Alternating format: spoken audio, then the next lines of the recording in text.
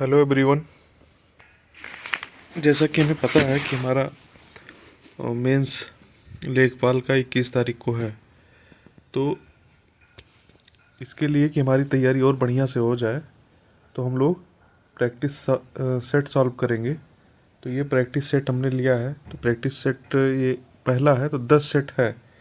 ये जो घटना चक्र का टो सीरीज निकाला था उसी का है ये। तो इसको कर लेने से हमारी तैयारी और स्ट्रांग हो जाएगी और संभवतः बहुत सारे क्वेश्चन आ भी जाएं। तो चलिए हम लोग स्टार्ट करते हैं। तो जैसा कि पहला क्वेश्चन है कि पहला क्वेश्चन है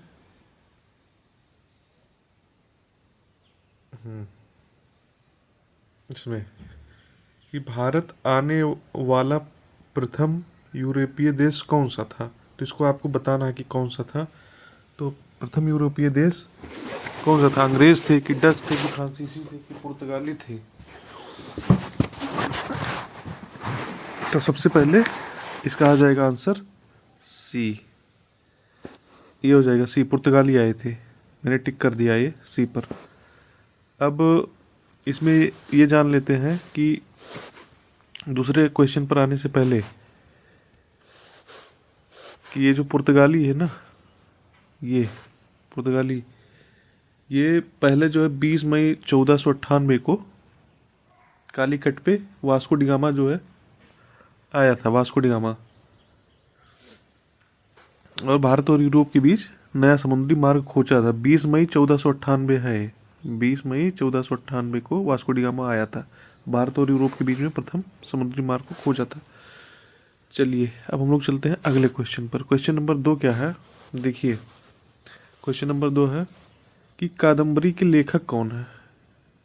बताओ भाई, कादम्बरी के लेखक कौन है?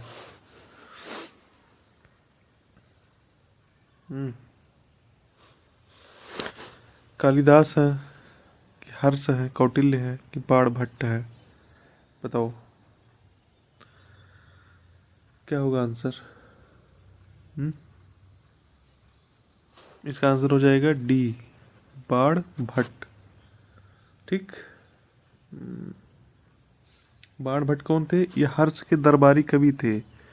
ये हर्ष के दरबारी कवि थे और इन्होंने एक रचना हर्षचरितम भी किया था।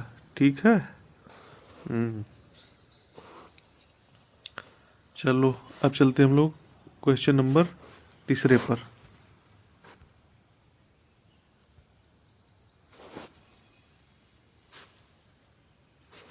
क्वेश्चन नंबर तीसरा है कि भारत में यूजीसी यानी विश्वविद्यालय अनुदान आयोग की स्थापना किस वर्ष में की गई थी? क्वेश्चन नंबर 3 है, यूजीसी यूनिवर्सिटी ग्रांट कमीशन की स्थापना किस वर्ष में की गई थी? तो इसका आंसर हो जाएगा, क्या हो जाएगा? अब आपको सोचना, लेकिन मैं बता रहा हूँ 1953 में इसकी स्थापना की गई थी। ठीक।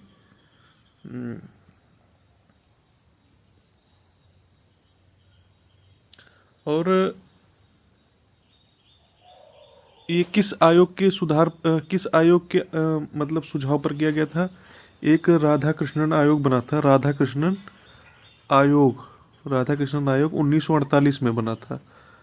1948 में उसी के सुझाव पर 1953 में स्थापना इसकी की गई थी। ठीक। और वैधानिक निकाय के रूप में यूजीसी वर्ष 1956 में अस्तित्व में आया था। अब हम लोग चलते हैं क्वेश्चन नंबर 4। थोड़ा आराम से करेंगे कि जिससे कुछ उसका फ़ायदा मिले, ये ना हो कि हाँ उसका फ़ायदा ना मिले। देखो अब आया है क्वेश्चन नंबर ये कि असहयोग आंदोलन क्यों बंद कर दिया गया था? बताओ। काकोरी घटना के कारण, लोगों की मौत के कारण, जलियांवाला बाग हत्या कांड के कारण कि चौरी चौरा घटना कांड के कारण हुआ था? बताओ। तो ये हुआ था पहला आंसर, ये चौरी चौरा घटना कांड के कारण असहयोग आंदोलन बंद कर दिया गया था। ठीक है। ये चौरी चौरा कब हुआ था? ये हुआ था फरवरी 1922 में हुआ था। ठीक है। तो इसमें 22 पुलिसकर्मी मारे गए थे और ये चौरी चौरा गोरखपुर में एक जगह है। तो फिर गांधी जी ने वापस ले लिया था असहयोग आंदोलन को। अब हम लोग चलते हैं भारत में। अब देखो क्वेश्चन नंबर 5 आ गया ये, भारत में शासन करने वाले शासकों का कालक्रमानुसार सही क्रम क्या है, बताओ बताओ सही क्रम क्या है। तो सबसे पहले तो कौन आया था, इल्तुतमिश, फिर अलाउद्दीन खिलजी, फिर शेर शाह सूरी, फिर अकबर, यानी 4-3-2-1, 4-3-2-1। तो क्योंकि इनका इल्तुतमिश का शासनकाल जो है 1210 से 1236 तक था, 1210 से 1236 तक था। अलाउद्दीन का 1296 से 1316 ईस्वी तक था, और शेर शाह सूरी का 1540 से 1545 ईस्वी तक था, और अकबर का 1556 से 1605 ईस्वी तक था। तो चलिए इसका आंसर क्या हो जाएगा हम लोग देखते हैं। इसका आंसर हो जाएगा सी, सीधा 4-3-1-2, ये हो जाएगा 4-3-1-2। अब हम लोग चलते हैं क्वेश्चन नंबर 6 पर। हाँ, क्वेश्चन नंबर 6वां क्या है कि संविधान की प्रारूप समिति के अध्यक्ष कौन थे। संविधान की प्रारूप समिति के अध्यक्ष कौन थे, यानी ड्राफ्टिंग कमेटी के अध्यक्ष कौन थे, बताओ। तो ये थे हमारे बाबा साहब भीमराव अंबेडकर जी थे, प्रारूप समिति के अध्यक्ष थे। और इस प्रारूप समिति का जो है गठन कब किया गया था, इस ड्राफ्टिंग कमेटी का गठन कब किया गया था, जो बोल रहा हूँ उसको भी ध्यान से सुनना है। ये किया गया था 29 अगस्त को किया गया था, 29 अगस्त 1947 को किया गया था, ठीक है, 29 अगस्त 1947 को किया गया था। और कुल ये 7 सदस्य थे इनको मिला के, और इनको छोड़ के 6 थे, और इनको मिला के 7 सदस्य थे, ठीक। और पहला जो प्रारूप था 1948 में प्रकाशित किया गया था। तो हमारी 2-3 फैक्ट साथ साथ होगी, चलो 6 हो गया। देखो अब हो जाएगा क्वेश्चन नंबर 7 कि भाषा के आधार पर राज्यों का पुनर्गठन किस वर्ष से किया गया था, बताओ किस वर्ष से किया गया था, सोचो जल्दी है। ये हो जाएगा आंसर नंबर डी। इसलिए डी हो जाएगा क्योंकि राज्य पुनर्गठन अधिनियम 1956 द्वारा भाषाई आधार पर राज्यों का पुनर्गठन वर्ष 1956 में किया गया था। अधिनियम बना थे, राज्य पुनर्गठन अधिनियम 1956 इस चीज़ के लिए बना था। और भाषा के आधार पर पहला आंध्र प्रदेश हुआ था, पहला आंध्र प्रदेश कब हुआ था, 1953 में हुआ था, 1953 ईस्वी में हुआ था। चलते हैं अगला क्वेश्चन। अगला क्वेश्चन क्या है, क्वेश्चन नंबर 8 है, लिखते हैं। लिखा है भारतीय संविधान के अनुच्छेद 243 खा के अधीन 243 खा के अधीन गठित ग्रामीण क्षेत्रों के लिए स्व सरकार की संस्था कौन सी है, स्व सरकार की संस्था कौन सी है बताइए। ग्राम सभा है कि ग्राम पंचायत है कि ग्रामीण सभा है कि ग्राम सेवा है।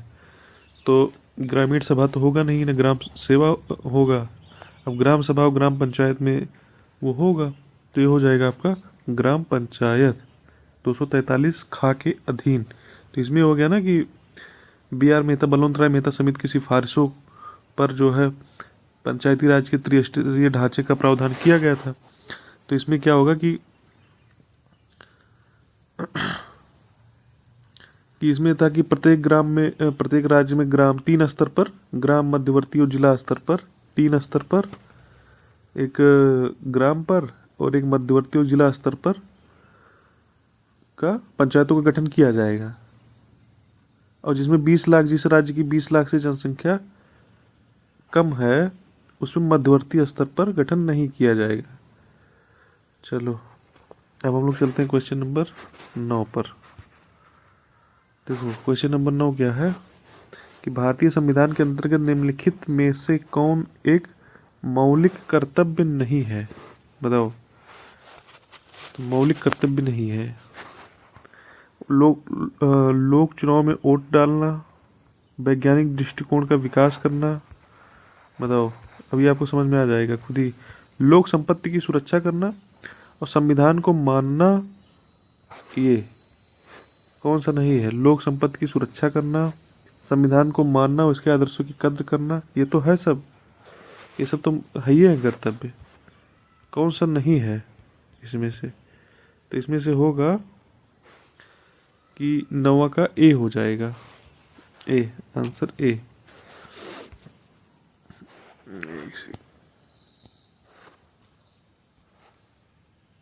इसका हो जाएगा ए आंसर। ये नहीं है, लोक चुनाव में वोट डालना नहीं है, ठीक है। तो इसमें इसके बारे में जान लेते हैं कि ये कि भाग 4 का है, भारतीय संविधान के भाग 4 का, ठीक, और अनुच्छेद 51 का के अंदर जो है इसका प्रावधान किया है, मौलिक कर्तव्यों का प्रावधान किया गया है, ठीक है। ओह, चलो अब हम लोग चलते हैं क्वेश्चन नंबर 10।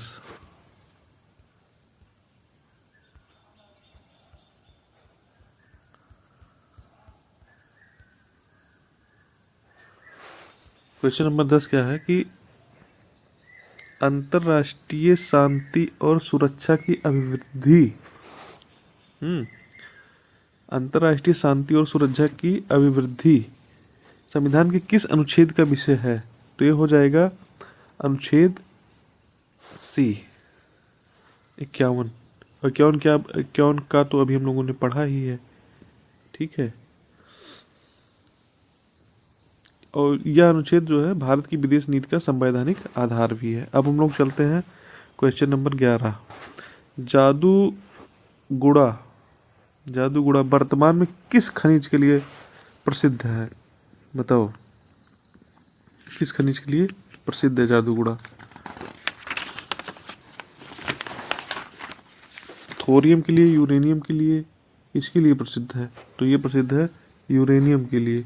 और ये झारखंड राज्य के जो है, झारखंड राज्य के कहाँ पे है? पूर्वी सिंहभूम जिले में है ये, पूर्वी सिंहभूम जिले में जादूगुड़ा है ये, ठीक। और सबसे बड़ी बात ये है ना, यहाँ पे जान लो कि कोडरमा यहाँ पे है, यहाँ पे कोडरमा भी है। तो कोडरमा किस लिए प्रसिद्ध है? अभ्रक के लिए कोडरमा प्रसिद्ध है, यहीं पर है। केरल मोनाजाइट के लिए है, ठीक। और ऊर्जा का सबसे बड़ा सोर्स कोयला है। चलो, और ओबरा संयंत्र, ये भी जान लेते हैं कि ओबरा संयंत्र कहाँ? सोनभद्र में है। चलो,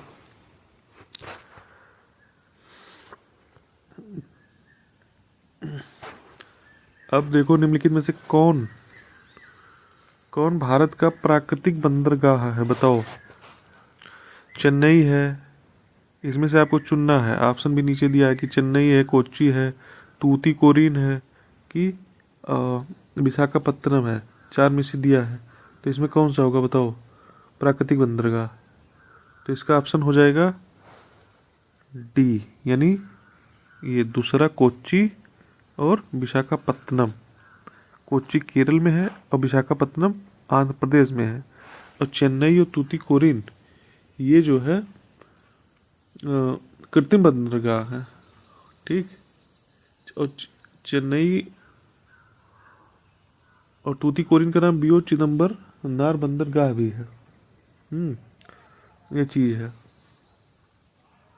मुंबई और कांडला भी ना, कांडला जैसे दीनदयाल पोर्ट, ये भी प्राकृतिक बंदरगाह है।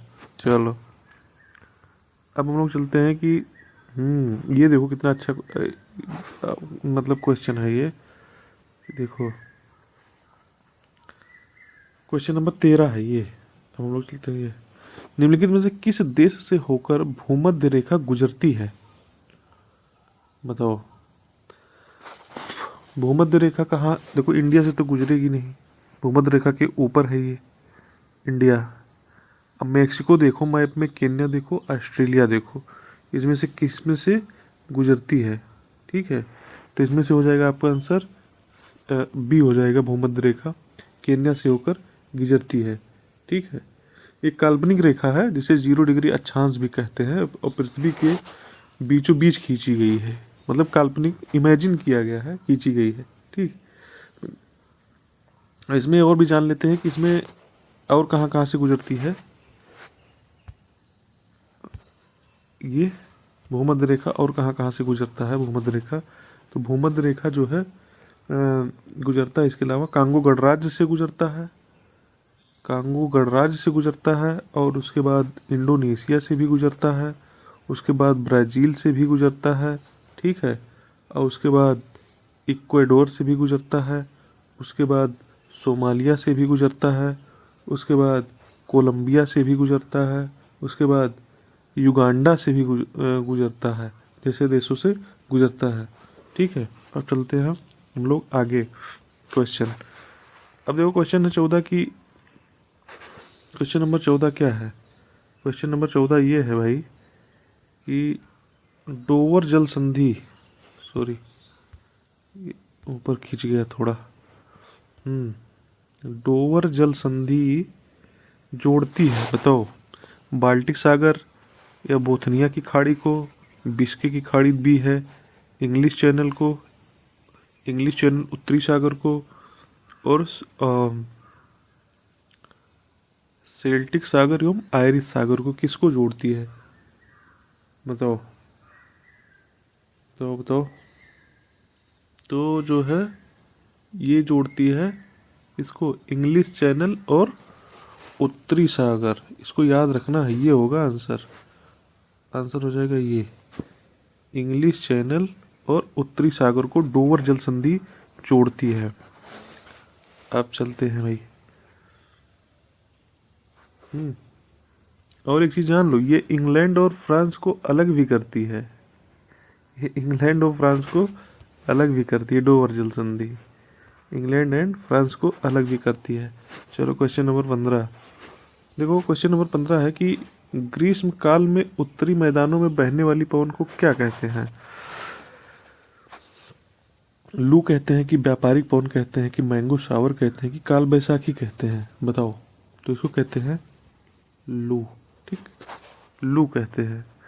तो ये जो है उत्तरी मैदानों में, ठीक, उत्तरी मैदानों में बहती है, और ये उष्ण और शुष्क पवन है। ठीक, इसे लू कहा जाता है।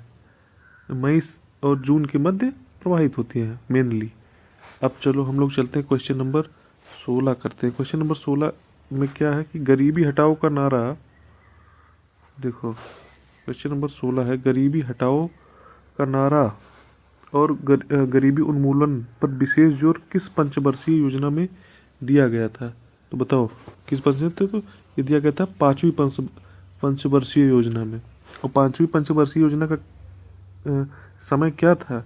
ये था 1974 से और 79 के बीच में था। ठीक है, तो गरीबी हटाओ इसी का नारा था। लेकिन ये समय पूर्व 79 तक था, लेकिन 78 में 1978 में ही समाप्त हो गया था, जब जनता पार्टी सरकार आ गया था। और इंदिरा गांधी के नेतृत्व में 1975 में जो है 20 सूत्रीय कार्यक्रम भी इसी में अंतर्गत चलाया गया था। सुनते रहिए बस। अब चलो हम लोग चलते हैं क्वेश्चन नंबर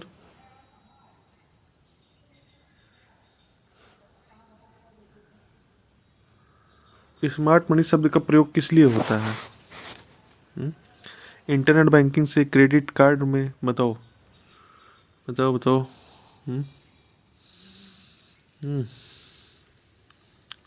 बताओ किस लिए होता है स्मार्ट मनी शब्द का प्रयोग? ये होता है क्रेडिट कार्ड से, बी ऑप्शन हो जाएगा। ठीक है, स्मार्ट मनी या इसे प्लास्टिक मनी भी कहते हैं। तो इसका प्रयोग क्रेडिट कार्ड के लिए किया जाता है। चलो इसका हो गया। तो अच्छा, अभी पिछला क्वेश्चन था ना, ये 16वां, इसमें थोड़ा सा और जान लेते हैं कि इस योजना का अंतिम मसौदा ना डीपी धर ने तैयार किया था।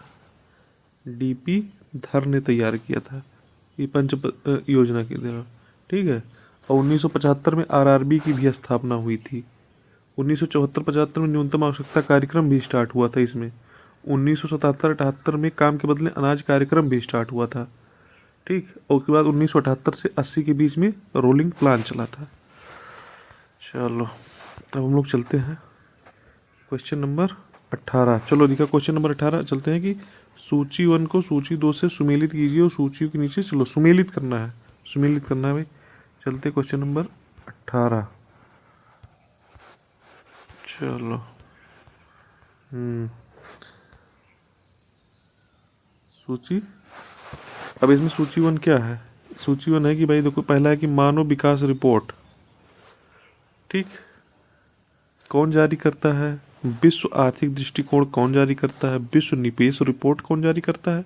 और उत्सर्जन अंतर रिपोर्ट यानी इमिशन गैप रिपोर्ट कौन जारी करता है? संगठन का नाम दिया गया है 1-2 अंतर्राष्ट्रीय मुद्रा कोष, IMF और UNDP संयुक्त राष्ट्र पर्यावरण कार्यक्रम, ये यूएनएफ है, UNDPA संयुक्त राष्ट्र विकास कार्यक्रम, ये UNDPA है और यूएनएफ है। और व्यापार और विकास पर संयुक्त राष्ट्र सम्मेलन, इसको हम लोग मिलाते हैं कि मानव विकास रिपोर्ट। बताओ भाई, मानव विकास रिपोर्ट तो किसने, जब विकास रिपोर्ट है तो इसमें थोड़ा सा अनुमान हम लगा सकते हैं कि संयुक्त राष्ट्र विकास कार्यक्रम, ऐसे भी मान लीजिए नहीं पता हो तो ऐसे भी संयुक्त राष्ट्र विकास कार्यक्रम, ये 3 हो गया। मानव विकास रिपोर्ट को संयुक्त राष्ट्र विकास कार्यक्रम। अब लिखा है विश्व आर्थिक दृष्टिकोण, विश्व आर्थिक दृष्टिकोण ये निकालेगा अंतर्राष्ट्रीय मुद्रा कोष, IMF, ठीक। अब विश्व निवेश रिपोर्ट कौन निकालेगा? ये निकालेगा विश्व निवेश रिपोर्ट व्यापार और विकास पर संयुक्त राष्ट्र सम्मेलन, ठीक। और उत्सर्जन कौन निकालेगा? उत्सर्जन अंतर रिपोर्ट। देखो क्योंकि ये पर्यावरण से संबंधित लग रहा है उत्सर्जन, तो ये हो जाएगा संयुक्त राष्ट्र पर्यावरण कार्यक्रम, ठीक है। अब हम लोग चलते हैं आगे क्योंकि जल्दी जल्दी करना है। अब देखो 19वां क्वेश्चन है। 19वां क्वेश्चन किससे संबंधित है? संविधान का 101वां संशोधन अधिनियम 2000 किससे संबंधित है? किससे संबंधित है? बहुत चर्चा में रहा है ये चीज़, तो ये संबंधित है भैया GST से, GST से संबंधित है, ठीक। तो ये 16 सितंबर, एक चीज़ जान लो, 16 सितंबर है ये 2016 से प्रभावी हुआ और देश में GST को 1 जुलाई 2017 से लागू किया गया है, ठीक। चलो अब हम लोग चलते हैं क्वेश्चन नंबर 20 पर। क्वेश्चन नंबर 20 क्या है? राष्ट्रीय ग्रामीण स्वच्छता मिशन का शुभारंभ हुआ था। राष्ट्रीय ग्रामीण स्वच्छता मिशन का शुभारंभ कब हुआ था बताओ? इसमें हम लोग कौन सा ऑप्शन लगाएंगे? राष्ट्रीय ग्रामीण स्वास्थ्य मिशन है ये, सॉरी स्वच्छता नहीं, स्वास्थ्य मिशन है, स्वास्थ्य, ये हो जाएगा क्वेश्चन नंबर 20। राष्ट्रीय ग्रामीण स्वास्थ्य mission, national rural health mission का शुभारंभ कब किया गया था? ये 20 का होगा। तो ये जो है कब किया गया था? 12 अप्रैल, आंसर हो जाएगा ये 12 अप्रैल 2005 से किया गया था, ठीक है। बस अब हम लोग चलते हैं क्वेश्चन नंबर 21। क्वेश्चन नंबर 21 क्या कह रहे हैं? वह तापमान जिस पर सेंटीग्रेड व फ़ारेनहाइट पैमाना समान होता है, बताओ बताओ। ये हो जाएगा C, -40 डिग्री सेल्सियस। ऐसा ताप है जो डिग्री सेंटीग्रेड व डिग्री फ़ारेनहाइट में समान होता है। मतलब डिग्री सेंटीग्रेड और डिग्री फ़ारेनहाइट में संबंध क्या है कि degree C/5 equal to F-32/9, ये हो जाएगा, ठीक है। इसमें एफ इक्वल टू -40 डिग्री रख देंगे, -40 डिग्री।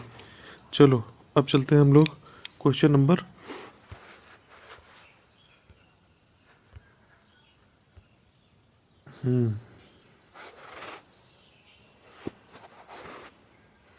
अब हम लोग क्या करेंगे, एक मिनट। क्वेश्चन नंबर 22 है कि आंसू का पीएच मान क्या होता है। आंसू का पीएच मान क्या होता है? तो आंसू का पीएच मान हो जाएगा आपका ए 7.4, 7.4। तो मतलब इसका होता है 6.5 से लेके और 7.6 तक होता है, ठीक है। तो एवरेज जो है 7 होगा, 7 होगा औसत, लेकिन जो है विकल्प में 7.4 आ रहा है, तो इसको हम सही मान सकते हैं। अब हम लोग चलते हैं क्वेश्चन नंबर 23। क्वेश्चन नंबर 23 क्या है कि घाव का अध्ययन क्या कहलाता है? बताओ। Dermatology, कॉलोलॉजी, oncology, ट्रामेटोलॉजी।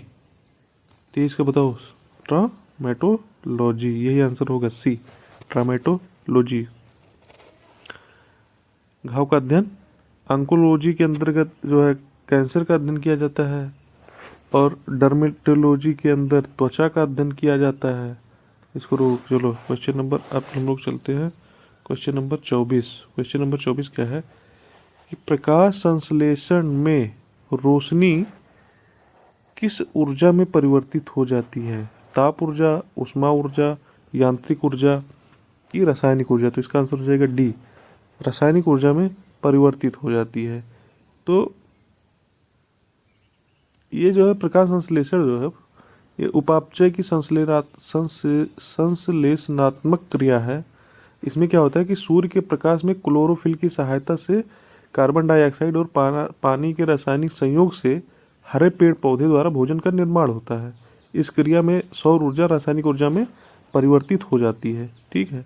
और ग्लूकोज अणु में संग्रहित रहती है। अब चलते हैं हम लोग क्वेश्चन नंबर 25। सही मिलान करिए, सही मिलान करिए। सही मिलान क्या है 25 का कि क्या, देखो क्या ये जो है माइक्रोवेव ओपन पर्सी स्पेंसर से संबंधित है? बताओ। क्या ट्रांसफार्मर पियरे वर्नियर से संबंधित है? क्या बैटरी विलियम स्टेनली से संबंधित है? क्या वर्नियर कैलिपर एलेसेंड्रो वोल्टा से संबंधित है? बताओ 25 का डी क्या होगा, क्या होगा, क्या होगा आंसर? तो यही संबंधित है। ये जो हमारा ना माइक्रो वेव ओवन है ना, ये पर्सी स्पेंसर से संबंधित है, ठीक है।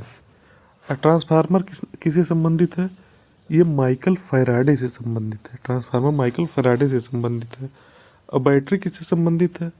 बैटरी संबंधित है ये एलेसेंड्रो इनसे उल्टा से, इनसे संबंधित है बैटरी ये,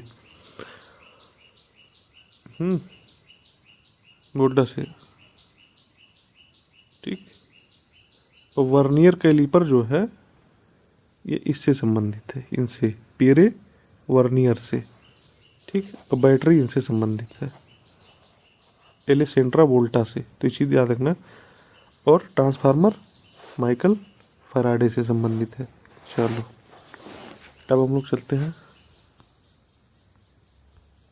25 हो गया, तो हम लोग चलते हैं क्वेश्चन नंबर 36, अच्छा 26, सॉरी।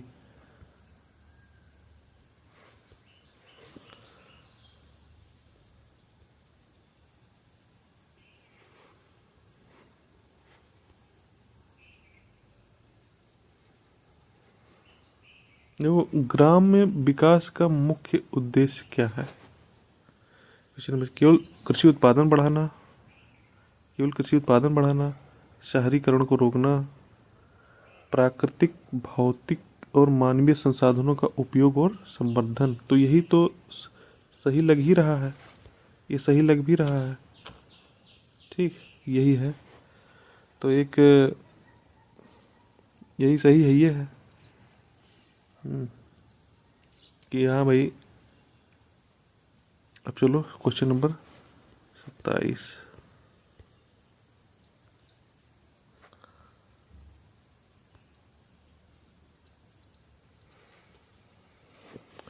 ग्राम विकास के लिए विकास खंड यानी डेवलपमेंट ब्लॉक बनाने की सिफारिश किस समिति ने की थी? बताओ। बलवंत राय मेहता समिति ने की थी कि अधिक अन्न उत्पादन जांच समिति ने किया था कि 4ABC इस तरह की योजना आयोग ने किया था? 27 बताओ। तो ये किया था अधिक अन्न उत्पादन जांच समिति बी। तो इसमें हुआ था कि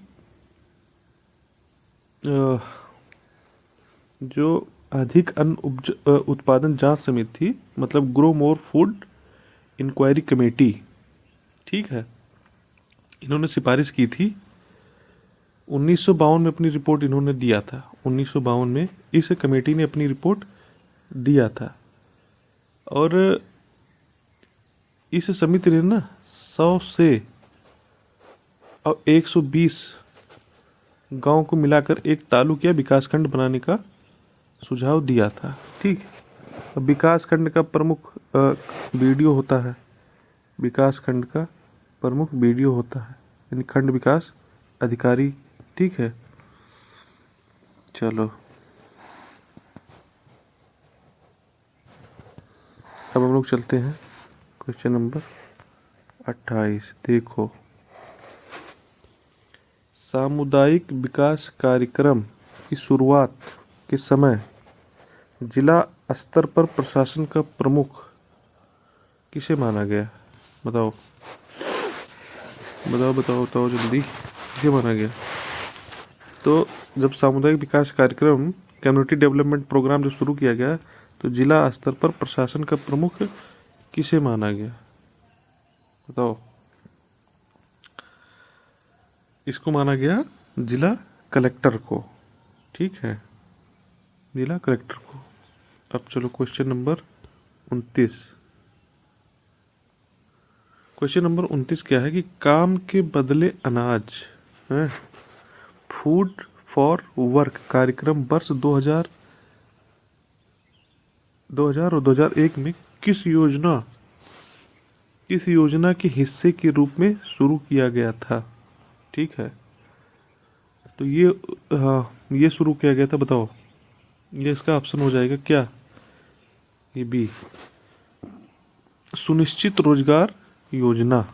सुनिश्चित रोजगार योजना।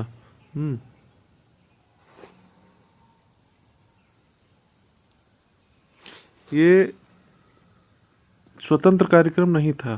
ठीक, ये जो है 845 सूखा प्रभावित क्षेत्रों में लागू किया गया था। चलो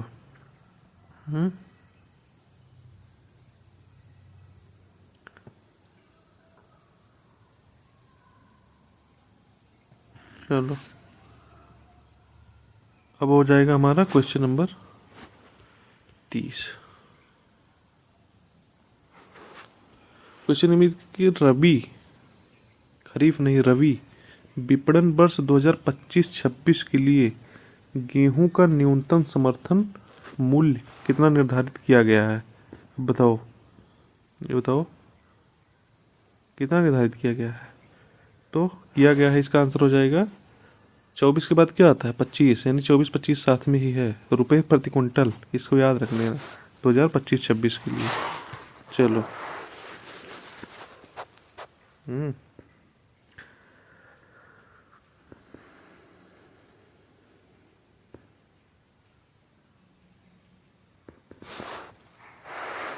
चलो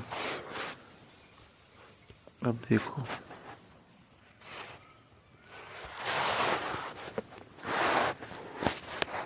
देखो, क्वेश्चन नंबर क्या है? क्वेश्चन नंबर 31 कि दिसंबर 2025 में भारत सरकार के संस्कृति मंत्रालय के ज्ञान भारतम मिशन के अंतर्गत किस संस्थान को आधिकारिक रूप से भारत के पहले योग और आयुर्वेद क्लस्टर केंद्र के रूप में नामित किया गया है?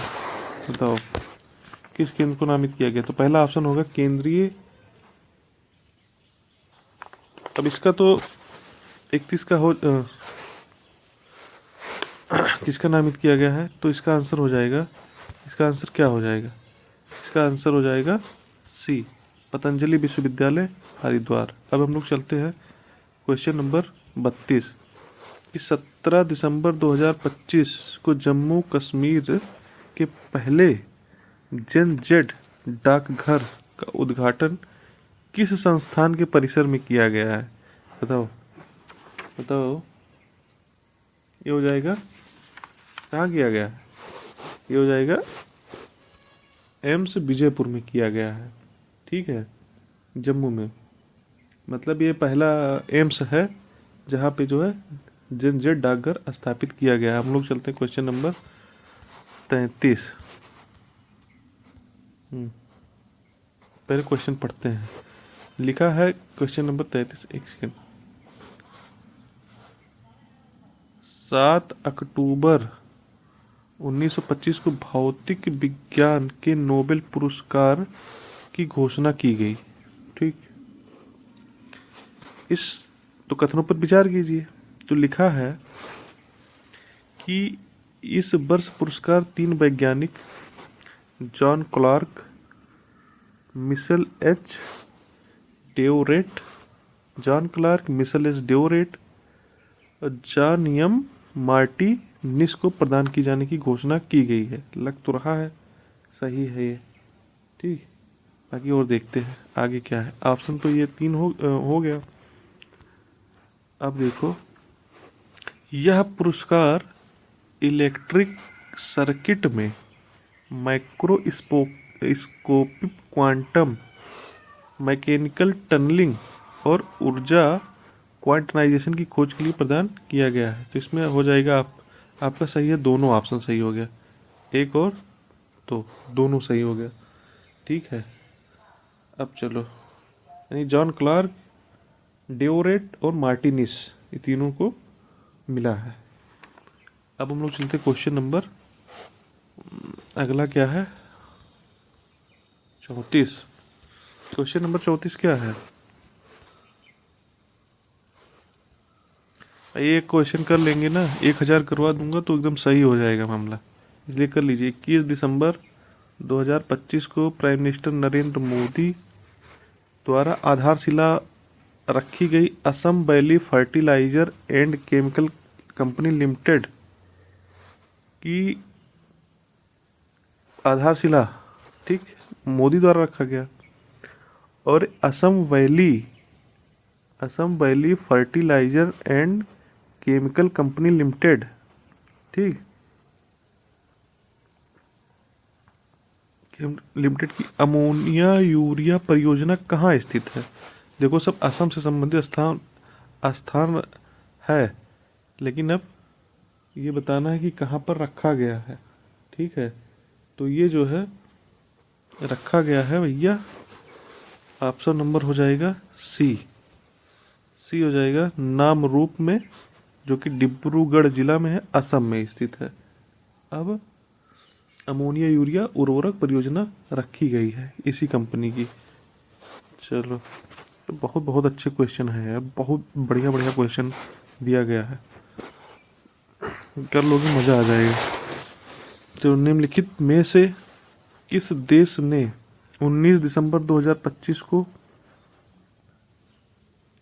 किस देश ने 19 दिसंबर 2025 को अमेरिकी सेंट्रल कमांड सेंटकॉम द्वारा सीरिया में शुरू किए गए ऑपरेशन हॉक आई स्ट्राइक? अब ये आ जाएगा कि ऑपरेशन हॉक आई स्ट्राइक कहाँ शुरू किया, तो सीरिया में किया।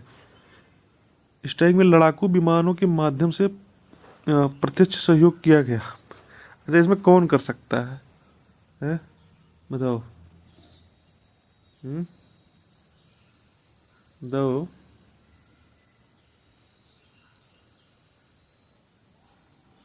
बताओ किसमें सहयोग किया गया? अब इसमें सबका दिमाग हो जाएगा कि इजराइल, नहीं, इसका हो जाएगा जॉर्डन। ठीक, आंसर सी, जॉर्डन हो जाएगा। ठीक, ये उसमें हो जाएगा जॉर्डनियन आर्म फोर्सेस द्वारा लड़ाकू विमानों के माध्यम से समर्थन किया गया था। चलो, अब हम लोग चलते हैं क्वेश्चन नंबर 36 पर।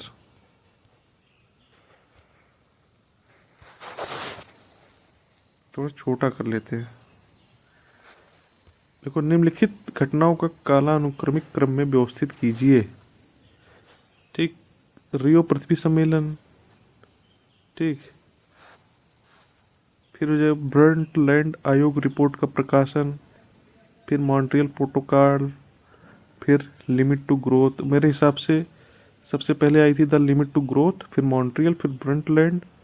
ये तो 1900, रियो पृथ्वी तो 1992 में हुआ था, ब्रंटलैंड 1987 में हुआ था।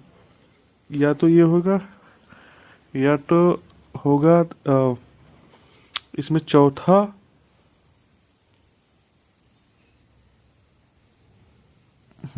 चौथा, फिर दूसरा, फिर तीसरा, या पहला होगा। इसमें देखते हैं कि क्या होगा। ठीक,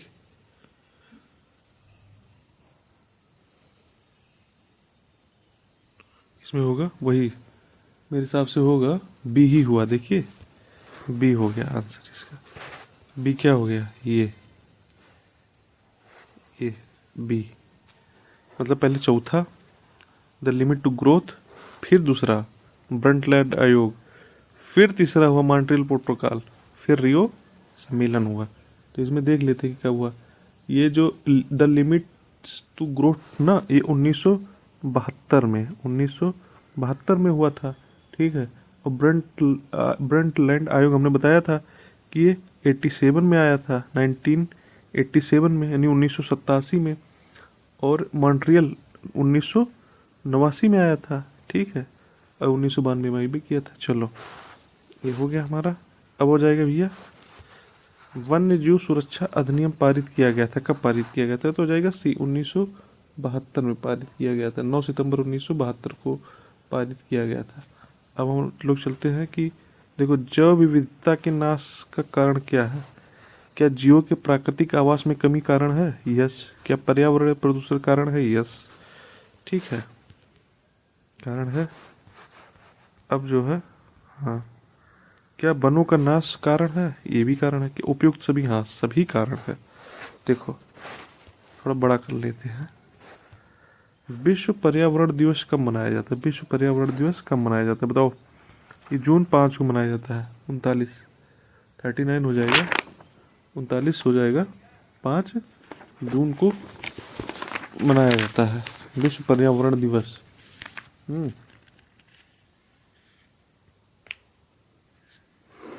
तो इसमें जो 2025 का ना केंद्रीय विषय जान दो क्या? एंडिंग प्लास्टिक पोल्यूशन ग्लोबली, मतलब वैश्विक रूप से प्लास्टिक प्रदूषण को समाप्त करना। ये 2025 की थीम थी। और 24 का था भूमि पुनर्स्थापन, मरुस्थलीकरण और सूखे से निपटने की क्षमता। तो दोनों याद रखना है। अब हम लोग चलते हैं क्वेश्चन नंबर 40। क्वेश्चन नंबर 40 के निम्नलिखित में से कौन सा एक भारत के राष्ट्रीय जलवायु परिवर्तन कार्य योजना के 9 मिशनों में से शामिल नहीं है? ठीक है, तो इसमें कौन सा है? तो इसमें देखते हैं कि सौर शक्ति है। सौर शक्ति तो है भाई, सोलर एनर्जी है। वनीकरण है, वनीकरण भी है। ठीक, तो इसमें क्या नाभिकीय शक्ति है? नाभिकीय शक्ति नहीं है इसमें। ये आंसर सही हो जाएगा। इसमें नाभिकीय शक्ति नहीं है। और ये अपशिष्ट से ऊर्जा उत्पादन है, ये भी है। तो इसमें national action plan on climate change, तो इसमें जो राष्ट्रीय मिशन शामिल है, तो इसमें सौर शक्ति है, वनीकरण है। ठीक, और ऊर्जा परिवर्तन, तो ये जो सौर शक्ति है, ये राष्ट्रीय सौर मिशन के तहत है। ठीक, और वनीकरण जो है राष्ट्रीय हरित प्रभाव मिशन के तहत है। और जो ये अपशिष्ट से ऊर्जा परिवर्तन है, ये राष्ट्रीय सतत पर्यावास मिशन में शामिल है। अब हम लोग चलते हैं question number 41। Question number 41, question number 41 क्या है कि सूर्य से आने वाला हानिकारक पराबैंगनी विकिरण कारण हो सकता है? बताओ, बताओ। ये त्वचीय कैंसर का कारण हो सकता है। 41 हो जाएगा, त्वचीय कारण हो सकता है। इसमें डीएनए में ना, डीएनए में आपके जिसको भी ये पढ़ेगा उसको आनुवांशिक उत्परिवर्तन भी हो सकता है। चलो, अब क्वेश्चन नंबर 12 का है, सॉरी 42। निम्नलिखित में से कौन कृत्रिम पारिस्थितिक तंत्र है? कृत्रिम बताओ। वन है? नहीं, प्राकृतिक है। झील है? नहीं, प्राकृतिक है। घास का मैदान है? नहीं, ये भी प्राकृतिक है। घास का मैदान तो जब उद्भव मानव का हुआ था तो उसके बाद से जब जब सीधे मानव चलने लगा तो घास का मैदान ही सबसे बड़ा कारण था। जब पूर्वी अफ्रीका में जब जंगल वगैरह नष्ट हो गए तो उसको नीचे उतरना पड़ा, और जब घास लंबे लंबे घास थे तो अब शिकारियों को देखने के लिए उसका कोई शिकार न कर दे जानवर, तो उसको खड़ा होना पड़ा, तभी सीख पाया था इसे। तो घास के मैदान का इतिहास तो बहुत पुराना है। वन हो गया, झील हो गया, तो बचा क्या? बचा ये धान का खेती। ये है आर्टिफिशियल इकोसिस्टम है 42। ठीक है, अब हम लोग चलेंगे क्वेश्चन नंबर 43। भारतीय संसद द्वारा जैव विविधता विधेयक पारित किया गया, बताओ। जैव विविधता, अब अगर इसमें कई ऑप्शन होते तो कंफ्यूजन होता, लेकिन चलो ऑप्शन तो बहुत ज़्यादा है नहीं। 2002 में हुआ था यही, लेकिन अगर मान लीजिए दिसंबर सितंबर 2002 ऐसे ऑप्शन बना दे, मतलब ईयर 2002 ही रखे, तो कंफ्यूजन हो सकता है। इसलिए मैं याद रखना दिसंबर 2002 में ही हुआ था। अब हम लोग चलते हैं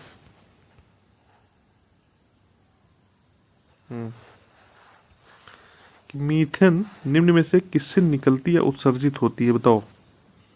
केवल धान के खेतों से? कतई नहीं। केवल दीमक की बाबी से? कतई। ए और बी दोनों से, ए और बी दोनों से होता है। ठीक, ए और बी दोनों से होता है, यानी ऑप्शन नंबर सी सही हो जाएगा। वाली इसको, अब देखो, चलो इसको थोड़ा सा देख लेते, लेकिन मैं इसको कराऊंगा बाद में। लेकिन चलो,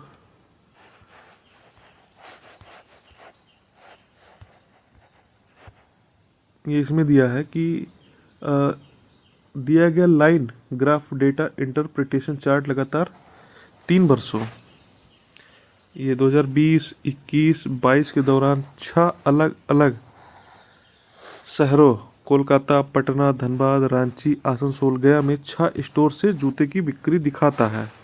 ठीक, देखो ये दिखाता है, ये 2000 इसका साइन ये है, 2020 का साइन ये है, 2021 का ये है, और 2022 का ये है। ठीक, अब इसमें क्या है दिखाता है 2020।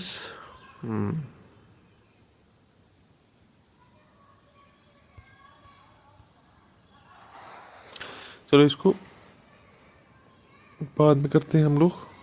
अब इसको हम लोग करेंगे, इस सबको होने जब 10 प्रैक्टिस सेट सॉल्व कर लेंगे तो इसको बाद में इकट्ठा ही एक प्रैक्टिस सेट में इसको कर लेंगे। चलो, अब हम लोग चलते हैं डायरेक्ट। अब आएगा क्वेश्चन नंबर 55। ठीक, क्वेश्चन नंबर 55 क्या है कि निम्न में से कौन सा कार्यालय पत्र नहीं है, बताओ। प्रार्थना पत्र है? बताओ। बिल्कुल है, प्रार्थना पत्र कार्यालय से संबंधित है। प्रेस विज्ञप्ति है? बिल्कुल है। संपादक के नाम पत्र है? हाँ है। निमंत्रण पत्र नहीं है, यही होगा आंसर। एकदम सीधा सीधा, मतलब नहीं भी पता हो तब भी पता चल जाएगा अगर इतने इजी क्वेश्चन आते हैं तो, इसलिए। लेकिन अब हमें पता चल गया कि कार्यालय पत्र प्रार्थना पत्र भी है, प्रेस विज्ञप्ति भी है, संपादक के नाम पत्र, निमंत्रण पत्र नहीं है। ठीक है, चलो, ये निमंत्रण पत्र क्या है? ये सामाजिक पत्र है, सोशल लेटर है। ठीक, अब हम लोग चलते हैं क्वेश्चन नंबर 56। क्वेश्चन नंबर 56 क्या है इसमें कह रहा है कि दृघ का वर्ण विच्छेद क्या है 56 का। बताओ इसमें क्या है, दृघ का वर्ण विच्छेद क्या है? तो इसका हो जाएगा आंसर ए, द री ग आ, दृघ। ठीक, अब हम लोग चलते हैं क्वेश्चन नंबर 57। निम्नलिखित में से कौन सा वाक्य मिश्र वाक्य नहीं है? ठीक, यह वही बच्चा है जिसे बैल ने मारा, या वही बच्चा है जिसे बैल ने मारा। एक विज्ञान गोष्ठी हुई जिसमें अनेक वक्ता बोले। ठीक, वह परिश्रमी ही नहीं वरन ईमानदार भी है। मैंने एक पुस्तक खरीदी जो नई है।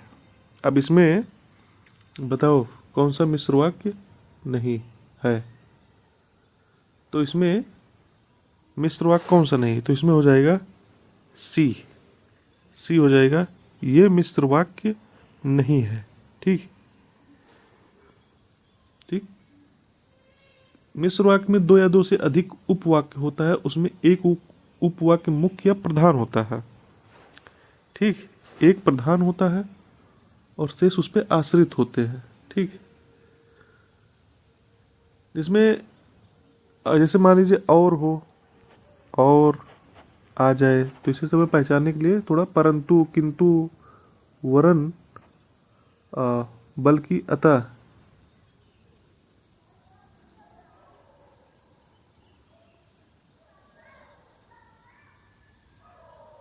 चलो अब हम लोग चलते हैं क्वेश्चन नंबर ये 58। ठीक,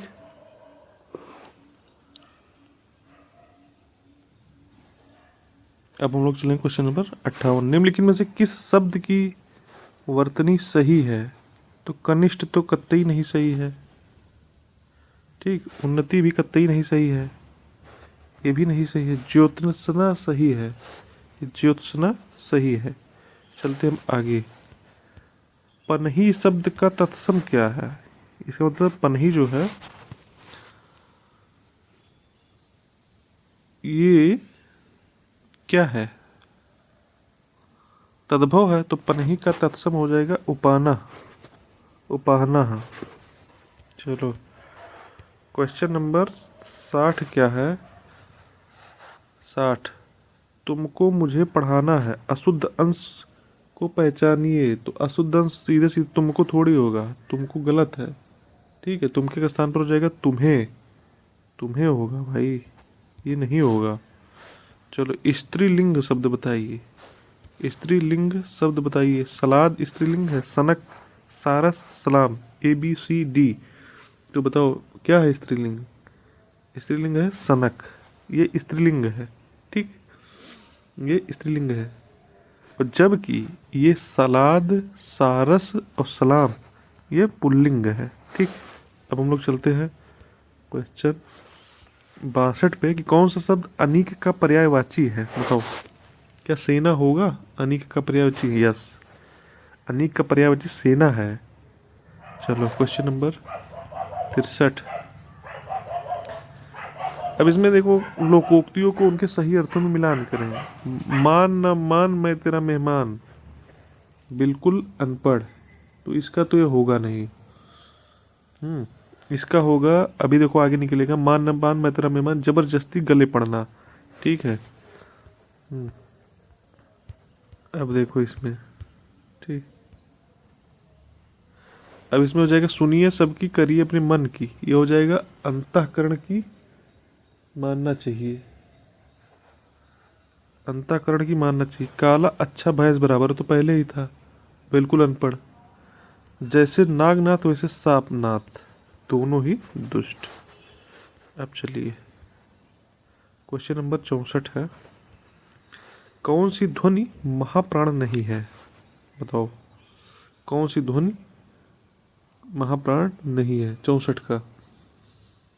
तो उसका हो जाएगा सी, जा। ठीक, तो वे व्यंजन जिनके उच्चारण में श्वास अधिक मात्रा में निकलती है उन्हें महाप्राण कहते हैं। श्वास अधिक में, जैसे खा, घा, छा, ठीक। अब इसके अंतर्गत प्रत्येक वर्ग के द्वितीय और चतुर्थ, जैसे का वर्ग, ठीक, चा वर्ग, ऐसे। तो जैसे का वर्ग में हो गया, द्वितीय कौन है, खा है, और चौथा कौन है, घा है, ऐसे। दूसरे में छा है, चौथा झा है। तीसरे में टा के बाद ठा आता है, चौथा ढा हो गया। ता के बाद था आ जाएगा, ठीक। और समस्त ऊष्म, समस्त ऊष्म वर्ण, उसमें ऊष्म में कौन आता है, सा,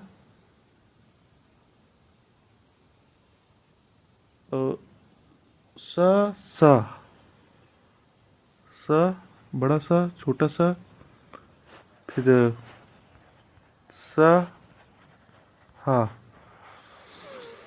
आते हैं, ठीक। इसी प्रकार तो अल्प प्राण में क्या होता है कि प्रथम वर्ग के प्रथम, तृतीय और पंचम वर्ण, ठीक। और अंतःस्थ व्यंजन, यार अलावा। चलो अब क्वेश्चन नंबर,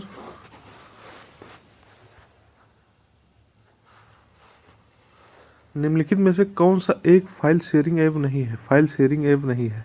अब इसको तो बताओ। पुश बुलेट, बताओ, पुश बुलेट है, super beam, push bullet, super beam, सरफ्लाई, एयर ड्रॉयड, इसमें से कौन सा फाइल शेयरिंग ऐप नहीं है। तो इसमें उससे हो जाएगा भैया आंसर सी, सरफ्लाई नहीं है। बाकी अब इसमें ध्यान में रख लेना कि पुश बुलेट, सुपर बीम और एयर ड्रॉयड, ये सब जो है ऐप है। और सरफ्लाई ग्राहकों के साथ सह ब्राउज करना, वीडियो चैट के माध्यम से बातचीत करना, दस्तावेज साझा करना आदि को सरल और आसान बनाता है। तो हम लोग चलते हैं क्वेश्चन नंबर 66। क्वेश्चन नंबर 66 क्या है कि MS ऑफिस 2010 की एक्सेल वर्कबुक में डिफ़ॉल्ट तौर पर कितनी सीट शामिल होती है, बताओ कितनी सीट शामिल होती है। तो MS ऑफिस 2010 की एक्सेल वर्कबुक में डिफ़ॉल्ट तौर पर 3 सीट शामिल होती है, ठीक, 3 सीट शामिल होती हैं। और इसमें जो है कुल इस वाले सॉफ्टवेयर में कुल मान लो 10, 104, 857, 6, यानी 3, 3, 6, 1, 7, 10,48,576 रो होता है और 16,384 कॉलम होते हैं। चलो बस अब हम लोग चलते हैं क्वेश्चन नंबर 67। देखो कौन सा आउटपुट डिवाइस है। पहली बात इसमें ये पता चल जाए, आउटपुट डिवाइस और इनपुट डिवाइस विशेष रूप से उच्च गुणवत्ता वाले प्रिंटेड ग्राफिक्स और टेक्स्ट को तैयार करने के लिए डिजाइन किया गया है। बताओ, projector, inkjet printer, dot matrix printer या जॉयस्टिक। अब बताओ 67 का कौन सा होगा। ये हो जाएगा इंकजेट प्रिंटर। इन नाम से ही अगर थोड़ा सा नहीं पता है मान लो तो अनुमान लगाया जा सकता है। इंकजेट प्रिंटर जो है ये रंगीन और मोनोक्रोम ग्राफिक्स और टेक्स्ट आउटपुट करने के लिए डिजाइन किया गया है, ठीक। अब हम लोग चलते हैं क्वेश्चन नंबर 68। क्वेश्चन नंबर 68 क्या है। क्वेश्चन नंबर 68 होगा, यदि आप विंडोज ओएस में USB फ्लैश ड्राइव से कोई फाइल डिलीट करते हैं तो क्या होता है, बताओ। तो विंडोज ऑपरेटिंग सिस्टम में USB फ्लैश ड्राइव से कोई फाइल डिलीट करते हैं तो क्या होता है, या कंप्रेस होती है जिससे स्पेस बचता है, क्या होगा? यह तुरंत अस्थायी रूप से डिलीट हो जाती है। बताओ, ये तुरंत अस्थायी रूप से डिलीट हो जाती है, ये चीज़ है। क्योंकि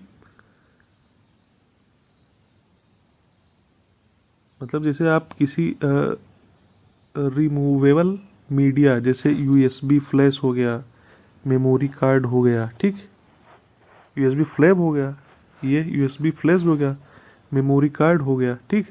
जब कोई फाइल आप डिलीट करते हैं ना, तो फाइल सीधे रिसाइकल बिन में नहीं जाती है। और यह फाइल स्टोरेज डिवाइस में तुरंत और अस्थायी रूप से डिलीट हो जाती है। और विंडोज़ जानते हो आमतौर पर ऐसा करने पर पहले उपयोगकर्ताओं को चेतावनी देता है, ठीक। चलो अब हम लोग चलते हैं अगले 68 हो गया 59।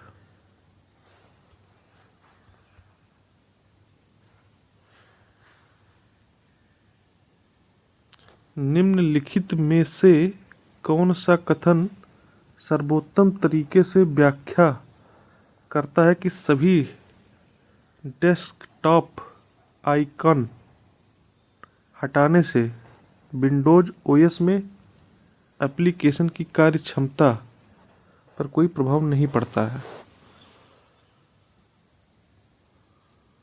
तो निम्नलिखित में से कौन सा कथन सर्वोत्तम तरीके से व्याख्या करता है कि सभी डेस्कटॉप आइकन हटाने से विंडोज ऑपरेटिंग सिस्टम में एप्लीकेशन की कार्यक्षमता पर कोई प्रभाव नहीं पड़ता है? अब देखो 69 थोड़ा क्वेश्चन समझने वाला है कि ये जो है, देखो ये ना, ये जो डेस्कटॉप आइकन होता है, ये डेस्कटॉप आइकन जो होता है, ये वास्तविक प्रोग्राम फाइल नहीं होते हैं। ये केवल ना शॉर्टकट, ये केवल जो है शॉर्टकट और अथवा लिंक फाइल या पॉइंटर होते हैं, जो यूजर को एप्लीकेशन की मुख्य निष्पादन योग्य फाइल, एग्जीक्यूटेबल फाइल को तेजी से पहुंचाने का काम करते हैं। तो कहने का मतलब ये है कि इसका आंसर हो जाएगा 69 का आपके ये ए हो जाएगा इसका आंसर। तो हम आगे क्यों देखें, ये डेस्कटॉप आइकन केवल विजुअल शॉर्टकट है, वास्तविक एप्लीकेशन फाइलें नहीं है, ठीक। अब हम लोग चलते हैं अगला।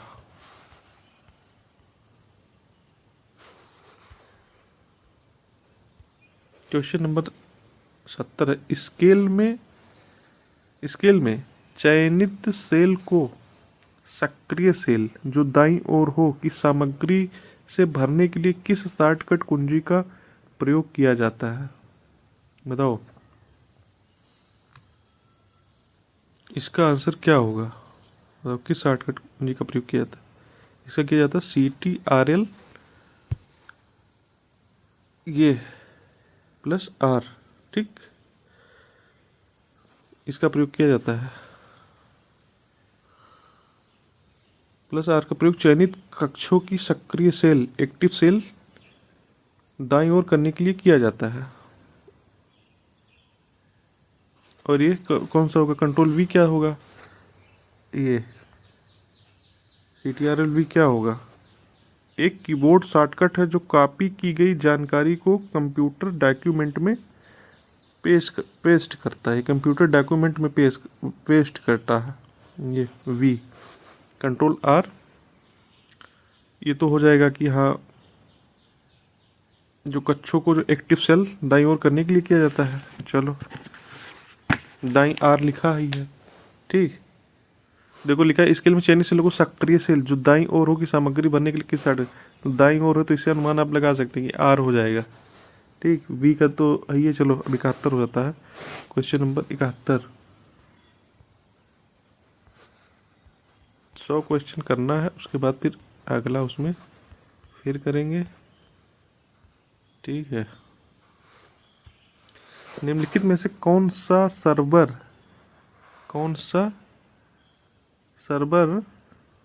IP एड्रेस को डोमेन नामों में परिवर्तित करता है? 71 का कौन सा होगा? ठीक है, 71 का हो जाएगा आंसर सी, डीएनएस। डीएनएस जो है इसका हो जाएगा डोमेन नेम सर्वर। ये हो जाएगा domain name server, IP address को डोमेन नेम में परिवर्तित करता है। अब हो जाएगा क्वेश्चन नंबर 72। क्वेश्चन नंबर 72 का कि विंडोज में कौन सा फीचर आपको आसान एक्सेस के लिए बार बार उपयोग किए जाने वाले फोल्डरों के लिए शॉर्टकट बनाने की सुविधा देता है। बताओ विंडोज में कौन सा फीचर आपको आसान एक्सेस के लिए बार बार उपयोग किए जाने वाले फोल्डरों के लिए शॉर्टकट बनाने की सुविधा देता है। तो 72 का हो जाएगा डी, क्विक एक्सेस। आंसर हो जाएगा डी, क्विक एक्सेस। अब हम लोग चलते हैं क्वेश्चन नंबर 73। क्वेश्चन नंबर 73 क्या है कि JW मॉचली और जे प्रेस्पर एकर्ट द्वारा निर्मित प्रथम यांत्रिक कुंजी रहित कंप्यूटर। ठीक, प्रथम बताओ किसने किया था? JW मॉचली और जे प्रेस्पर एकॉर्ट द्वारा निर्मित प्रथम यांत्रिक कुंजी रहित कंप्यूटर का नाम क्या था? तो इसको हमें JW मॉचली और जे प्रेस्पर एकॉर्ट का नाम हमें ध्यान में रख लेना है, और इसका नाम जो है ये था ENIAC, यही था। ठीक है, ये आंसर यही था। और इसका पूरा नाम क्या है? इसका ENIC का इसका नाम है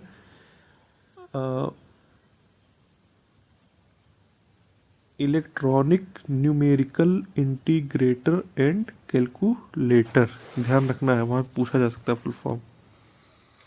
अच्छा, अभी देखो क्वेश्चन 74 है कि यहाँ पे भरना है गैप उसमें कि मतलब कुकीज, साइबर लॉ, टूल और हैकर्स में से क्या एक सामान्य शब्द है जो इंटरनेट एवं वर्ल्ड वाइड वेब के सभी निधिक एवं विनियामक पहलुओं को संदर्भित करता है?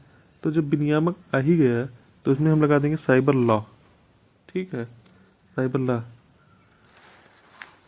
अब देखो क्वेश्चन नंबर 75 है, क्वाट्रो प्रो किस प्रकार का कंप्यूटर एप्लीकेशन सॉफ्टवेयर है?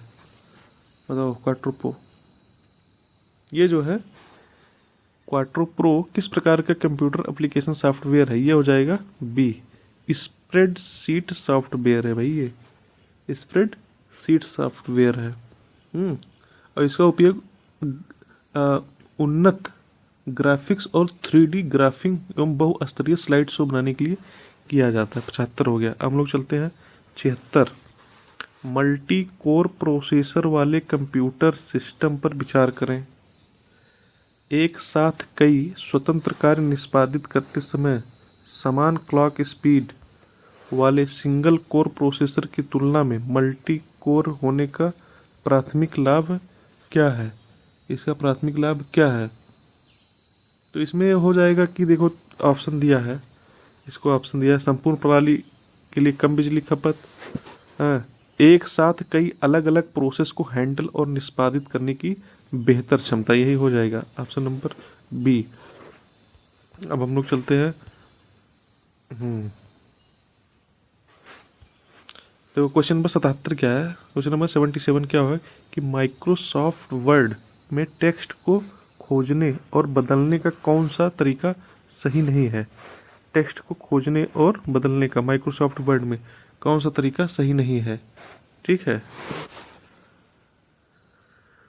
मैंने इसमें एक तरीका नहीं सही है। बताओ ALT+ इंटर कुंजी पर क्लिक करें, या बी कौन सा ऑप्शन हो जाए? बी है होम टैब पर जाएं और रिप्लेस को चुनें। फाइंड एंड रिप्लेस विंडो खोलने के लिए Ctrl+S दबाएं। एडिट पर क्लिक करें और फिर फाइंड एंड रिप्लेस चुनें।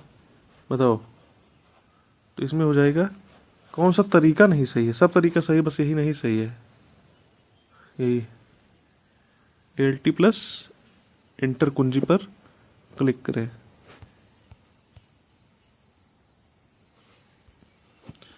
अब हो गएगा 78। निम्नलिखित में से कौन सा ओपन सोर्स सॉफ्टवेयर नहीं है, बताओ। क्या माइक्रोसॉफ्ट ऑफिस हो सकता है? यस, ओपन सोर्स सॉफ्टवेयर नहीं, बाकी लिनक्स है, एंड्रॉयड है, मोजिला फायरफॉक्स भी है, ठीक है। क्योंकि और जो ओपन सोर्स होता है वो सभी के लिए खुला होता है, वो सभी के लिए खुला होता है, इसे निःशुल्क होता है सबके लिए, और कोई भी इसका यूज कर सकता है। यानी लिनक्स का कोई भी यूज कर सकता है, एंड्रॉयड कोई मोजिला फायरफॉक्स का यूज कर सकता है। अब चलते हैं 79।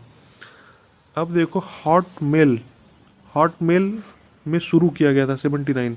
तो हॉटमेल 1996 में शुरू किया गया था, 1906 में शुरू किया गया था। अब ये जो है ना माइक्रोसॉफ्ट का हिस्सा है, माइक्रोसॉफ्ट का हिस्सा है। अब ये ईमेल प्रदाता भी बन गई है अब हॉटमेल, ठीक है। अब इसे जो है हॉटमेल को आउटलुक, आउटलुक डॉट कॉम के रूप में अपग्रेड कर दिया गया है, हॉटमेल को आउटलुक डॉट कॉम के लिए, और माइक्रोसॉफ्ट का एक अभी हिस्सा है ये। 79 हो गया। अब हम लोग चलेंगे 80। देखो बहुत शानदार, बहुत बढ़िया, मज़ा आ जाएगा। ऐसे 10 क्वेश्चन करेंगे ना, तुम्हारी तैयारी एकदम बढ़िया हो जाएगी। अभी 4 दिन अब हमारे साथ लग जाइए, जो है 3-3 4-4 घंटा। चलो, इलाहाबाद स्थित अल्फ्रेड पार्क का पुनर्नामकरण क्या किया गया? तो सीधी सी बात है, चंद्रशेखर के नाम पर किया गया, इसमें क्या बहुत ज़्यादा दिमाग लगाना। 80 का बी हो जाएगा, ठीक। इनका नाम रखा गया अमर शहीद चंद्रशेखर आज़ाद पार्क। इसको कंपनी, अल्फ्रेड पार्क को कंपनी बाग भी कहा जाता था। अब चलते हैं 81। आल्हा बताओ, आल्हा, क्वेश्चन नंबर 81। आल्हा एक लोकप्रिय संगीत किस क्षेत्र का है? क्या ये बी है? ऑप्शन बी, यस, ये बुंदेलखंड का है। ये महोबा के वीर भाइयों थे ना, भाई थे महोबा के, आल्हा उदल की वीरता का वर्णन करता है, ये वीर रस का है कथा। अब देखो, अब देखो 82 क्या है, question number 82। Uttar Pradesh budget 2023-24 के संदर्भ में निम्नलिखित कथनों पर विचार कीजिए। बजट का आकार 7,60,000 करोड़ रुपए है और राजकोषीय घाटा 84,883.16 करोड़ रुपए का रहने का अनुमान है। 82 का क्या हो जाएगा? ये हो जाएगा बी, कि ये तो सही है, राजकोषीय घाटा तो सही है। सॉरी, चलो, राजकोषीय घाटा तो सही है। बजट किसमें? 2023-24 में, ठीक। अब जो है अब 2024 का बजट जो है 690, सॉरी 690, ठीक, 242.43 करोड़ रुपए था, तो ये तो गलत हो गया, ठीक। चलो,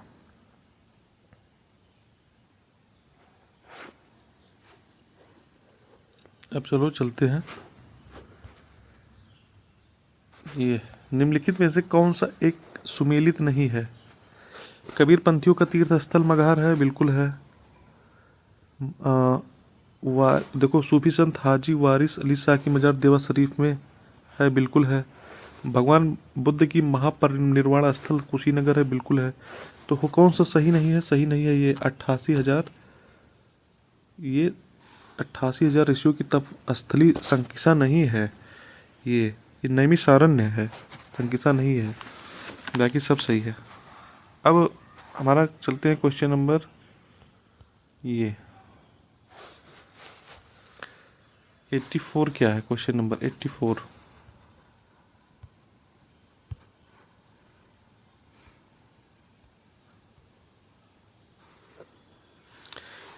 है कि भारतीय चारागाह एवं चारा अनुसंधान संस्थान कहाँ स्थित है? तो ये हो जाएगा निसंकोच, जो है कहाँ हो जाएगा? ये निसंकोच हो जाएगा, झांसी में है भैया, झांसी में इसका हो जाएगा आंसर।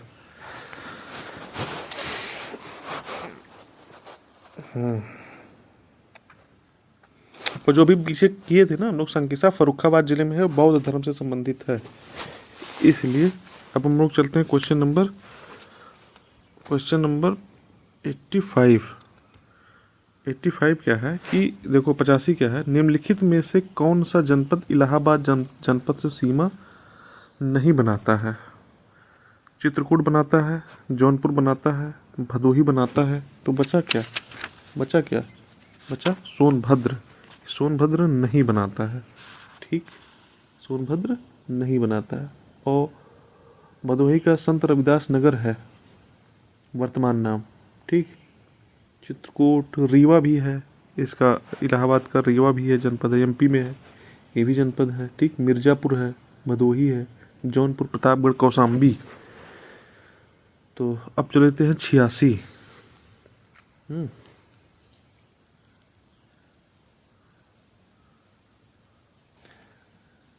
तो हो गया 86, क्वेश्चन नंबर 86।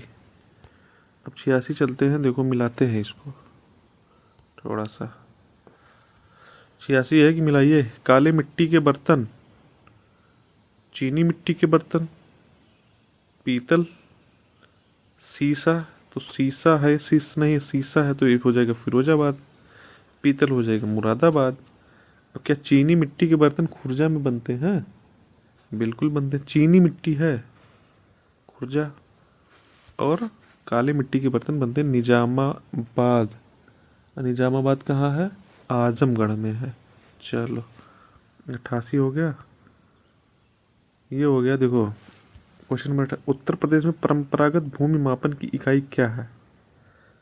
बीघा है, क्या है बताओ? मारला है, बीघा है, ये हो जाएगा बीघा। आंसर नंबर सी बीघा हो गया।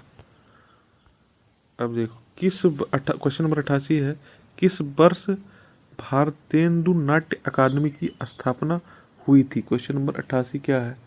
हुई थी 1975 में। 1975 में हुआ था भारतेंदु नाट्य अकादमी की। लिखा है निम्नलिखित में से किसने शंभू महाराज को हिंदुस्तानी शास्त्रीय संगीत की शिक्षा दी थी? 89 बताओ, किसने दी थी शिक्षा? भाई शंभू महाराज को हिंदुस्तानी शास्त्रीय संगीत की शिक्षा किसने दी थी? दी थी रहीमुद्दीन खान ने दिया था इनको। रहीमुद्दीन खान ने इनको दिया था। ठीक।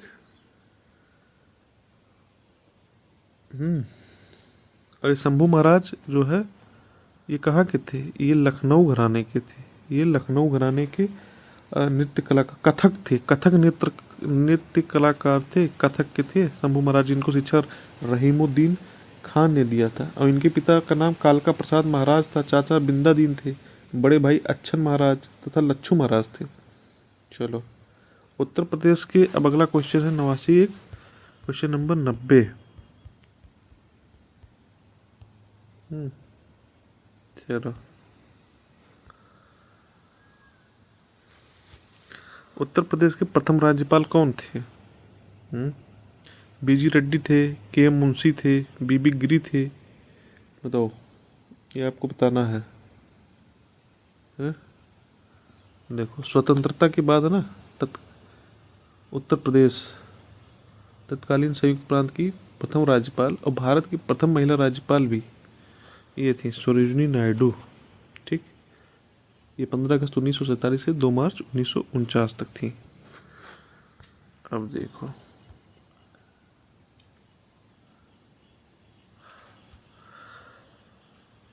ताज अंतर्राष्ट्रीय हवाई अड्डा स्थापित किया जा रहा है। ताज अंतर्राष्ट्रीय हवाई अड्डा कहाँ स्थापित किया जा रहा है? अब इसका नाम अब चेंज हो गया है। अब इसका नाम हो गया है, एक तो देखो इसकी हो जाएगी गौतम बुद्ध नगर में है, इसका नाम अब हो गया है क्या नाम हो गया इसका? नोएडा इंटरनेशनल हवाई अड्डा हो गया है। अब चलो, अब क्वेश्चन नंबर है 92, 92। 92 क्या है? रानी लक्ष्मीबाई बांध अवस्थित है, कहाँ पे अवस्थित है? रानी लक्ष्मीबाई कहाँ पे स्थित है? ये हो जाएगा आपका बेतवा नदी पर स्थित है। बेतवा नदी पर स्थित है ये। अब चलो, रानी लक्ष्मीबाई बेतवा नदी पर स्थित है ललितपुर जिले में। ठीक,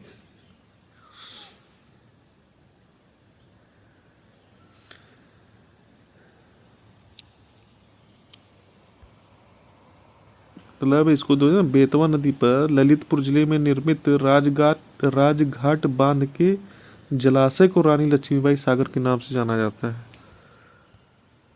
सॉरी, मतलब जो बांध है ना, जैसे मान लो कि बांध है, ऐसे ऐसे मान लो राजघाट बांध है, तो जो इसके पीछे जलाशय होगा ना, उसका नाम रानी लक्ष्मीबाई सागर, रानी लक्ष्मीबाई सागर, सागर। ठीक, ये जलाशय है, बेतवा नदी पर ललितपुर जिले में है। अब देखो क्वेश्चन नंबर 93, उत्तर प्रदेश के संदर्भ में निम्नलिखित कथनों में से कौन सा सही है? उत्तर प्रदेश 9 आर्थिक क्षेत्रों में बटा है। उत्तर प्रदेश में 11 कृषि जलवायु क्षेत्र है।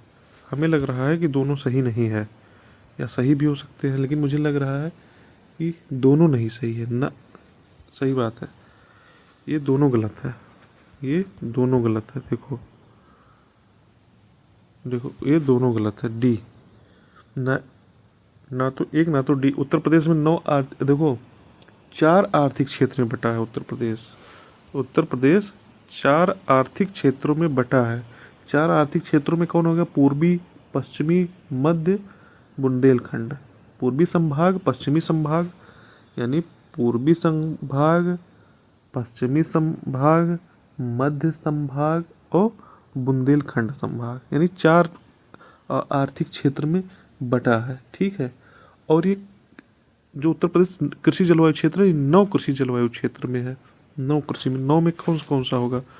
1 मिनट, आपको बता रहा हूँ। चलो यहीं पे कर लिया जाए। 9 जलवायु क्षेत्रों में आपका हो जाएगा भाभर एवं तराई क्षेत्र एवं मैदान, पश्चिमी मैदान, पश्चिमी मैदान, मध्य पश्चिमी मैदान और दक्षिणी पश्चिमी मैदान। ठीक, और दक्षिण पश्चिमी मैदान हो गया, मध्य मैदान, बुंदेलखंड, उत्तरी पूर्वी मैदान, पूर्वी मैदान, विंध्य क्षेत्र। मतलब ऐसे ऐसे है, ये हमें जानना है कि 9 कृषि जलवायु क्षेत्र और 4 आर्थिक क्षेत्र है। तो हम चलते हैं अगले क्वेश्चन पे। देखो, सुरहा ताल पश्चिम बिहार कहाँ है? सुरहा ताल बहुत फेमस है। सुरहा ताल कहाँ है? सुरहा ताल कहाँ पर है? सुरहा ताल जो है पश्चिम बिहार बलिया में है। 94 का भी है बलिया में। और 1900 जब भारत छोड़ो आंदोलन हुआ था तो यहाँ पे एक समानांतर सरकार जो है चित्तू पांडे ने गठित किया था। ये भी हमें याद रखना है। और चंद्रशेखर जी जो है यहाँ के प्राइम मिनिस्टर रहे हैं, इसी जिले से संबंधित थे। तो अब हम लोग चलते हैं, और इसकी सीमा जो है बिहार से लगती है। तो अब हम लोग चलते हैं कि इसका क्षेत्रफल ना 1991 में इसकी स्थापना हुई थी, और क्षेत्रफल 34.32 किलोमीटर स्क्वायर है। चलो 95 चलते हैं। 95 का क्या होगा? लिखा, निम्नलिखित उन व्यक्तियों की सूची है जो उत्तर प्रदेश के मुख्यमंत्री रहे हैं। बताओ। सुचेता कृपलानी तो रही, इनका नाम तो पता है। संपूर्णानंद भी रहे हैं क्या? चरण सिंह भी रहे हैं, और कमलापति त्रिपाठी भी रहे हैं क्या? बताओ। अच्छा, कालक्रम, सही कालक्रम, मतलब रहे तो सब हैं, पर इनका कालक्रम क्या होगा? इनका कालक्रम क्या होगा? इनका कालक्रम होगा संपूर्णानंद, सुचेता कृपलानी और चरण सिंह, फिर कमलापति त्रिपाठी, यानी 3 4 1 2, 3 4 1 2, 3 4 1 2 होगा। ये देखो 3 4 1 2, ऑप्शन नंबर बी। तो क्या हम ये चीज़ जान सकते हैं कब कब इनका कार्यकाल रहा है? तो देखो, संपूर्णानंद थे, संपूर्णानंद का कार्यकाल 1954 से 1954 से 1960 तक था। सुचेता कृपलानी का 63 से लेकर के 1967 तक था, 1967 तक था। ठीक, संपूर्णानंद 54 से 60, 63 से 67। उसके बाद चरण सिंह 67 से लेके 68 तक था, और इनका था 1970 से लेके 1/10/1970 तक। कमलापति त्रिपाठी का लगभग 8 महीने। तो जो है, तो देखो लिखा है 96 है, मतलब 96। उत्तर प्रदेश शासन द्वारा जिस आयु वर्ग तक के बच्चों को प्राथमिक शिक्षा उपलब्ध कराने में उच्च प्राथमिकता दी जा रही है, वह है, बताओ।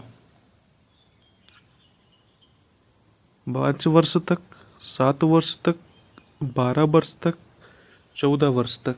बताओ, ये कॉमन सेंस की बात है कि 14 वर्ष तक।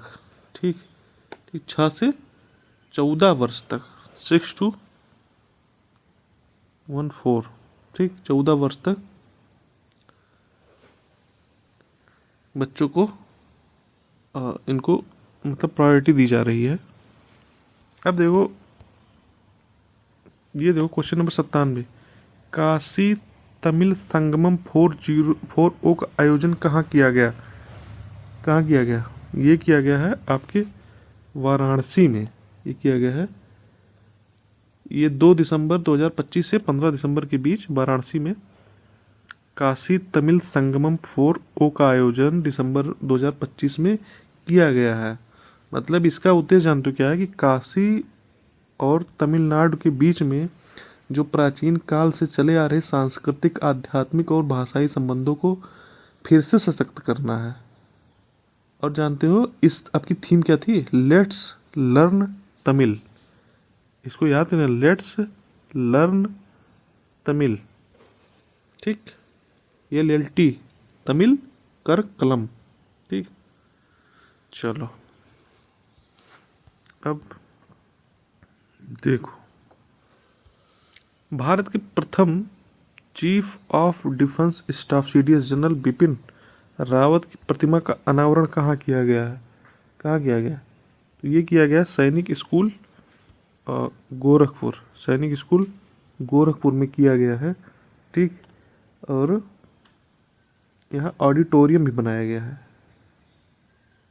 और इसकी स्थापना GBR memorial foundation of India द्वारा किया गया है। अब हम लोग चलते हैं क्वेश्चन नंबर 99, वित्तीय वर्ष 2022-23 में उत्तर प्रदेश का सर्वाधिक शहरी MPC किस जिले में दर्ज किया गया है? ठीक ठीक, ये जो है ऑप्शन हो जाएगा C, वित्तीय वर्ष 2022-23 में। ठीक, गौतम बुद्ध सर्वाधिक शहरी MPCE। ठीक, मतलब गौतम बुद्ध नगर में नोएडा और ग्रेटर नोएडा सहित होगा ये है। यहाँ औसत मासिक प्रति व्यक्ति उपभोक्ता व्यय, ठीक,